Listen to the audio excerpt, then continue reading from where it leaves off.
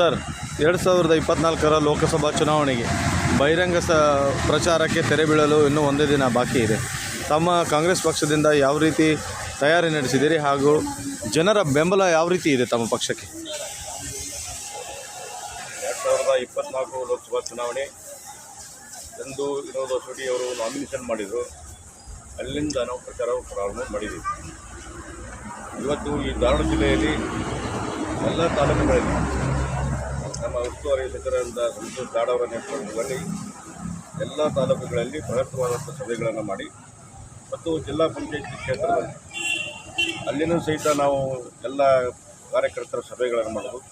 ಮತ್ತು ನಮ್ಮ ಕಾರ್ಯಕರ್ತರು ಅವರ ಗ್ರಾಮಗಳಲ್ಲಿ ಗ್ರಾಮ ಮಟ್ಟದ ಪಂಚಾಯತಿಗಳಲ್ಲಿ ಸಹಿತ ಇವತ್ತು ಚುನಾವಣೆಯನ್ನು ಪ್ರಚಾರವನ್ನು ಪ್ರಾರಂಭವನ್ನು ಮಾಡಿದ್ದೀವಿ. ಅದರ ಜೊತೆಗೆ ಭಿತ್ತಿಪತ್ರಗಳನ್ನು ನಮ್ಮ ಮನೆಗೆ ಹೋಗಿ ಇವತ್ತು ಗ್ಯಾರಂಟಿ ಕಾರ್ಡ್ಗಳನ್ನು ಕೊಡ್ತಕ್ಕಂಥ ಪ್ರಣಾಳಿಕೆಯನ್ನು ಸಹಿತ ಇವತ್ತು ನಮ್ಮ ಕಾರ್ಯಕರ್ತರು ಮನೆಗೆ ಹೋಗಿ ಕೊಡ್ತಾ ಇದ್ದಾರೆ.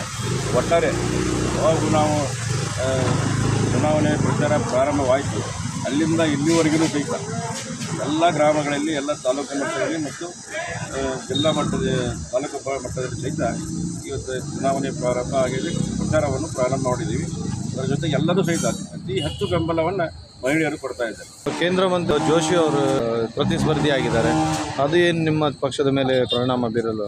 ಇಲ್ಲ, ಸಚಿವರಾಗಿದ್ದಾಗಿರ್ಬೋದು. ಆದರೆ ಈ ಸಲ ಈ ಚುನಾವಣೆ ಹಿಂದೆ ನಡೆದಂಥ 4 ಲೋಕಸಭಾ ಚುನಾವಣೆ ಬೇರೆ, ಈ ಲೋಕಸಭಾ 2024 ಲೋಕಸಭಾ ಚುನಾವಣೆ ಅಂತೇಳಿ ಈ ಸಭಾ ಚುನಾವಣೆಯೇ ಬೇರೆ ಇದೆ. ಆವಾಗಿನ ಇದಕ್ಕೂ ಭಾಳ ಫರಕ್ ಐತಿ.